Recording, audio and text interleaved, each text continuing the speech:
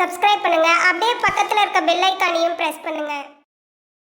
இன்றைய பதிவில் தனுசு ராசிக்காரர்களுக்கு இந்த செவ்வாயினுடைய பயிற்சினால என்னென்ன மாற்றங்கள் நடக்க இருக்கிறது என்பதை பற்றி தான் இன்றைய பதிவில் நாம் பார்க்க இருக்கிறோம்.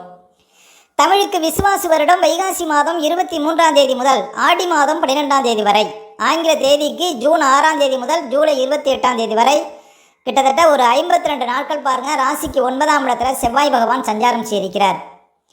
இந்த செவ்வாய் 9ஆம் இடத்துல அமரப்போவதனால தனுசு ராசிக்காரர்கள் வாழ்க்கையில் என்னென்ன ஒரு மாற்றங்கள் நடக்கும் என்பதை பற்றி தான் இன்றைய பதிவில் நாம் பார்க்க இருக்கிறோம்.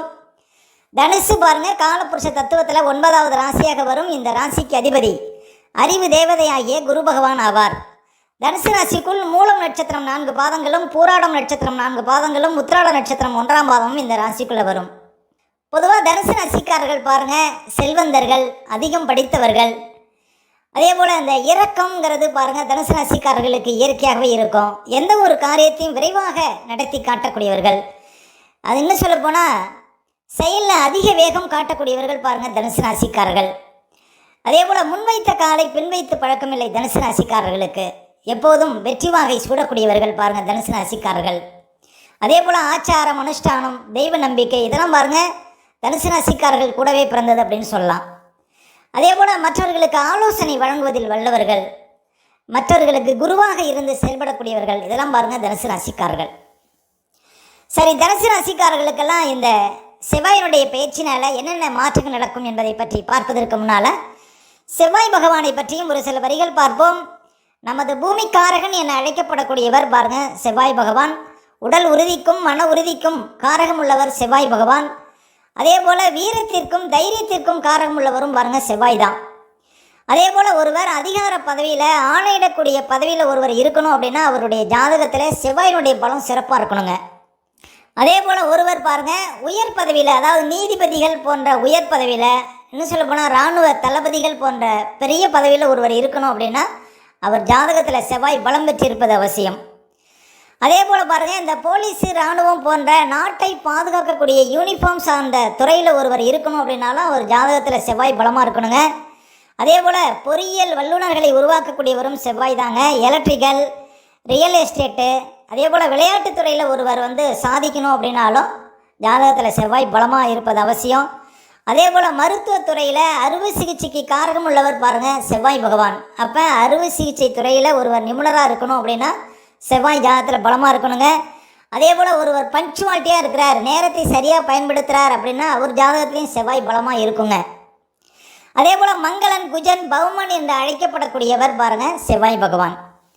சரி, தனுசு ராசிக்காரர்களுக்கு இந்த செவ்வாயினுடைய பயிற்சினால் என்னென்ன மாற்றங்கள் நடக்கும் என்பதை பற்றி தான் இன்றைய பதிவில் நாம் பார்க்க இருக்கிறோம். தனுசு ராசிக்காரர்களுக்கு கிட்டத்தட்ட 2024 நவம்பர்லேருந்து பாருங்கள் செவ்வாய் நீச்ச நிலையில் ராசிக்கு 8ஆம் இடத்துல சஞ்சாரம் செய்தார். வருகின்ற ஜூன் 6ஆம் தேதி முதல் பாருங்கள் ராசிக்கு 9ஆம் இடத்துல கிட்டத்தட்ட ஒரு 52 நாட்கள் சஞ்சாரம் செய்திருக்கிறார். தனுசு ராசிக்காரர்களுக்கு செவ்வாய் யோகாதிபதிங்க, 5க்கும் 12க்கும் அதிபதிங்க. என்ன சொல்ல போனால் தனுசு ராசிக்காரர்களுக்கு பூர்வ புண்ணியாதிபதி அப்படின்னு சொல்லக்கூடியவர் செவ்வாய் தான். அவர் 9ஆம் இடத்துல அமர இருக்கிறார். இது பாருங்கள் தனுசு ராசிக்காரர்களுக்கு நல்ல ஒரு அதிர்ஷ்டத்தை கொடுக்கும். அதாவது ஒரு கோணாதிபதி மறுகோணம் ஏறுவது பாருங்கள் நல்ல மாற்றத்தை கொடுக்கும் தனுசு ராசிக்காரர்களுக்கு. பாருங்கள், தனுசு ராசிக்காரர்களுக்கு கிட்டத்தட்ட ஒரு 6-7 மாதமாகவே 5ஆம் அதிபதி நீச்சமாக இருக்கிறார். அப்போ பாருங்கள் மனநிலை ஒரு சீராக இருக்காதுங்க தனுசு ராசிக்காரர்களுக்கு. கிட்டத்தட்ட ஒரு 6-7 மாதமாக எந்த முடிவு எடுத்தாலும் பாருங்கள் அது சிறப்பாக இருக்காது. அதே போல் மனக்குழப்பம், மன அழுத்தம் இதெல்லாம் பாருங்கள் தனுசு ராசிக்காரர்களுக்கு இருந்திருக்குங்க ஒரு 6-7 மாதமாகவே. அதே போல் பாருங்கள் 5ஆம் இடம் பிள்ளைகள் ஸ்தானம். அதே போல் பிள்ளைகளுடைய ஆரோக்கியத்திலையும் பாருங்கள் நிறைய பிரச்சனைகள் இருந்திருக்கும் கிட்டத்தட்ட ஒரு 6-7 மாதமாக. அதே போல் பூர்வீக சொத்து சம்மந்தப்பட்ட ஏதாவது பிரச்சனைகள் வர்றது, அதே போல் ஒரு தேவையற்ற வழக்குகள், நீங்கள் அந்த வழக்கில் எந்த ஒரு ஈடுபாடும் இல்லை, அந்த வழக்கில் நீங்கள் உங்களுக்கு சம்மந்தமே இல்லைனாலும் உங்கள் மேலே ஏதாவது தேவையற்ற வழக்குகள் இப்போ வந்திருக்கெல்லாம் வாய்ப்பு இருக்குங்க இந்த 6-7 மாதத்தில். அதே போல் 12ஆம் அதிபதி நீச்சமாக இருந்ததுனால தூக்கம் இல்லாமல் ஒரு 6-7 மாதமாக அவதிப்படக்கூடிய சூழ்நிலை.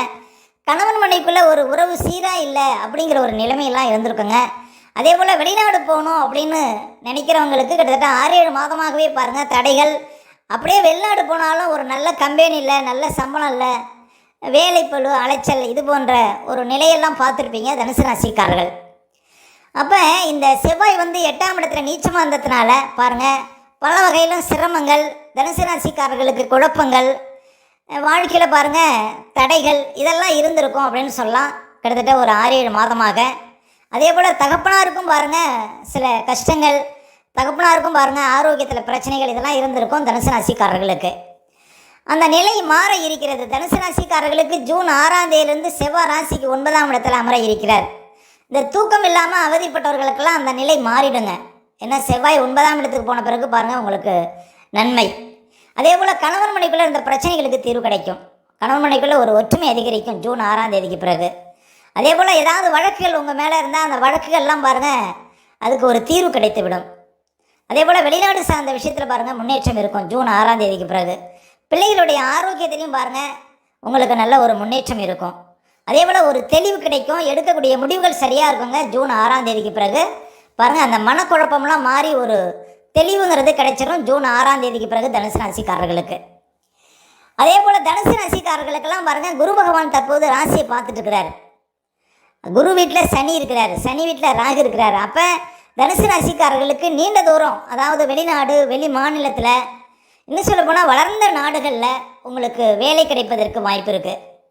அதே போல் தனுசு ராசிக்காரர்களுக்கு நிலையான வருவாய் பாருங்கள் கிடைக்க இருக்கிறது. ஏன் அப்படின்னா குரு பகவான் ராசியை பார்த்து கொண்டிருக்கிறார். உங்களுக்கு இன்னும் ஒரு வருடத்திற்கு, அதாவது 2026 ஜூன் வரையும் அதிர்ஷ்ட காலங்க தனுசு ராசிக்காரர்களுக்கு. முக்கியமாக பாருங்கள் உங்களுக்கு சென்ட்ரல் கவர்மெண்ட்டில் ஒரு சிலருக்கு வேலை கிடைப்பதற்கு வாய்ப்பு இருக்குது. இல்லைனா வெளிநாட்டு நிறுவனங்களில் உங்களுக்கு வேலை கிடைப்பதற்கு வாய்ப்பு இருக்குது தனுசு ராசிக்காரர்களுக்கு. இன்னும் சொல்ல போனால் மிகப்பெரிய பதவி, அதாவது உயர் பதவி, ஒரு மாவட்ட ஆட்சியர், அதே போல் பாருங்கள் இயக்குனர், இதுமாரி அதாவது தலைமை தாங்கக்கூடிய தகுதிகளும் தனுசு ராசிக்காரர்களுக்கு கிடைக்குங்க இன்னும் ஒரு வருடத்துக்குள்ளே. அப்போ உயர் பதவி உங்களை தேடி வர இருக்கிறது தனுசு ராசிக்காரர்களுக்கு. அதே போல் பணப்புழக்கம் அதிகரிக்க இருக்கிறது. குடும்பத்தில் கௌரவ அந்தஸ்தெல்லாம் அதிகரிக்க இருக்கிறது. உங்களுடைய திறமைகள் வெளிப்பட இருக்கிறது. வாழ்க்கையில் வந்து ஜெயிக்கக்கூடிய காலம் அப்படின்னு சொல்லாங்க தனுசு ராசிக்காரர்களுக்கு ராசியை குரு பார்க்கறதுனால. நீங்கள் எந்த துறையில் இருந்தாலும் அந்த துறையில் வளர்ச்சி, அந்த துறையில் முன்னேற்றம், அந்த துறையில் பணப்புழக்கம் இதெல்லாம் அதிகரிக்குங்க தனுசு ராசிக்காரர்களுக்கு ராசியை குரு பார்க்கறதுனால. அதே போல் குரு வீட்டில் சனி இருப்பதனால நிலையான வருவாய் உங்களுக்கு கிடைப்பதற்கு வாய்ப்பு இருக்குது. புதுசாக ஒரு சில தொழில் தொடங்குவதற்கு வாய்ப்பு இருக்குது. அதே போல் வியாபாரம், சொந்த தொழிலில் பெரிய வளர்ச்சிங்கிறது தனுசு ராசிக்காரர்களுக்கு கிடைக்குங்க ராசியை குரு பார்க்கறதுனால.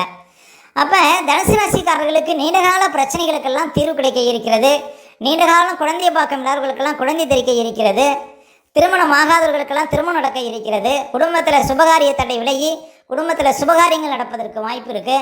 இப்படி பல வகையிலும் பாருங்கள் உங்களுக்கு அதிர்ஷ்டம் ஏற்படும். இன்னும் சொல்ல போனால் உடல் ரீதியாக, மன ரீதியாக இருந்த அழுத்தங்கள், உடல் ரீதியாக இருந்த பிரச்சனைகளுக்கெல்லாம் ஒரு சரியான தீர்வு கிடைக்க இருக்கிறது தனுசு ராசிக்காரர்களுக்கு. அதே போல் வயதானவர்களுக்கெல்லாம் பாருங்கள் உடல் ரீதியாக இருந்த பிரச்சனைகளுக்கு ஒரு முழுமையான தீர்வு கிடைக்கும் ராசியை குரு பார்க்கறதுனால. முக்கியமாக பணப்புழக்கம் அதிகரிக்கும். புதிய பதவிகள் தேடி வரும் தனுசு ராசிக்காரர்களுக்கு ராசியை குரு பார்க்கறது. இந்த செவ்வாய் பாருங்கள், இன்னும் சொல்ல போனால் செவ்வாய்க்கு லாபஸ்தானத்தில் உங்கள் ராசிக்கு அதிபதி இருக்கிறார். அப்போ அதிகார பதவிகள் தேடி வருங்க. புதுசாக ஏதாவது இடம் வாங்கணும், வீடு கட்டணும் அப்படின்னா கூட இந்த காலம் ஒரு சிறப்பான காலம் அப்படின்னு சொல்லலாம் தனுசு ராசிக்காரர்களுக்கு. அதே போல் தனுசு ராசிக்காரர்கள் பாருங்கள் ஜூலை 20ஆம் தேதியிலேருந்து ஜூலை 23ஆம் தேதி வரையும் உள்ள காலகட்டங்கள் ஒரு 4 நாட்கள் மட்டும் ஒரு சில விஷயத்தில் கவனமாக இருக்கணும். இந்த 4 நாட்களும் பாருங்கள் உங்களுக்கு தனுசு ராசிக்காரர்களுக்கு 5க்கும் 12க்கும் அதிபதியான செவ்வாய் கேதுவோட ஒரே சாரத்தில் பயணிக்கிறார். அப்போ 5ஆம் அதிபதி உங்களுக்கு பாருங்கள் கேதுவோட இருப்பதனால ஜூலை 20ஆம் தேதியிலேருந்து 23ஆம் தேதி வரையும் உள்ள 4 நாட்கள் நீங்கள் புதிய முடிவுகள் பாருங்கள் எடுக்கக்கூடாது. இந்த காலகட்டத்தில் அதிர்ஷ்டத்தை நம்பி யாருக்கிட்டையும் ஏமாறக்கூடாது. இந்த காலகட்டத்தில் பிள்ளைகளுடைய ஆரோக்கியத்தில் கவனம் செலுத்தணும். ஏதாவது ஒரு இடம் வாங்க போகிறீங்க அப்படின்னா இந்த காலகட்டத்தில் முன்பணம் கொடுக்கக்கூடாது. அதே போல் பூர்வீக சொத்தில் ஏதாவது பிரச்சனைனா இந்த காலகட்டத்தில் அதிகமாக தலையிடக்கூடாது. அதே போல் கணவன் மனைவிக்குள்ளே வீண் விவாதங்களை தவிர்க்கணும். அதே போல் ஒரு சிலர் பாருங்கள் தூக்கம் இல்லாமல் அவதிப்படுவதற்கு வாய்ப்பு இருக்குது இந்த 4 நாட்களும்.